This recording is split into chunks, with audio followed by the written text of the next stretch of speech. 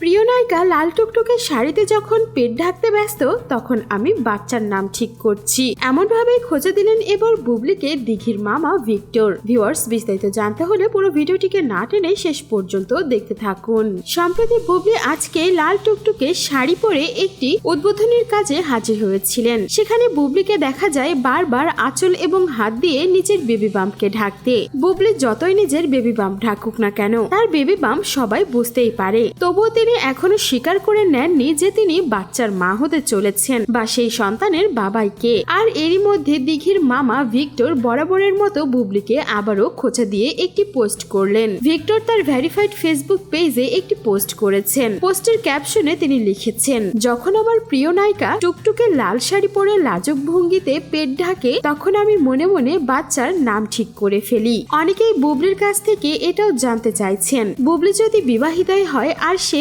বৈধভাবে সন্তানের মা হচ্ছে তাহলে কি কারণে বা তার বাচ্চা বা বেবি বাম্পকে লুকিয়ে রাখতে হবে। দর্শকদের সবার সামনে বেবি বাম্পের কথা স্বীকার করে নিলেই তো হয়, কারণ এখন তার পেট যত বড় হয়েছে সেটা দেখে তো আর কারো বোঝার বাকি নেই তিনি সন্তানের মা হচ্ছেন। তবে কার সন্তানের মা সেটা এখনো বোঝা বাকি রয়েছে। বুবলির মতে তিনি শাকিব খানের সন্তানেরই মা হচ্ছেন। তবে চারদিক থেকে বুবলিকে যেভাবে খোঁচাখুচি করা হচ্ছে দেখা যাক অতিষ্ঠ হয়ে বুবলি কবে বা স্বীকার করে নেন তার প্রেগন্যান্সির কথা। তবে বুবলির দর্শকরা তাকে এই নতুন লাল শাড়িতে দেখে বেশ ভালোবাসা দিয়েছেন। সত্যি সেখানে বুবলিকে দেখতে বেশ ভালো লাগছিল। তবে সবার নজরই এক জায়গায় আটকে গেছে, সেটা হলো বুবলি বারবার আঁচল দিয়ে তার বেবি বাম্প ঢেকে রাখছিলেন। সো ভিউয়ার্স, এই ছিল আমাদের আজকের ভিডিও। আর দিঘির মামা ভিক্টর যে আবারও বুবলিকে পেট ঢাকা নিয়ে খোঁচা মারলো সেই বিষয়ে আপনার কোনো মন্তব্য থাকলে জানাতে পারেন আমাদের কমেন্ট বক্সে। আর বিনোদন জগতের এমনই লেটেস্ট আপডেট পেতে আমাদের চ্যানেলটিকে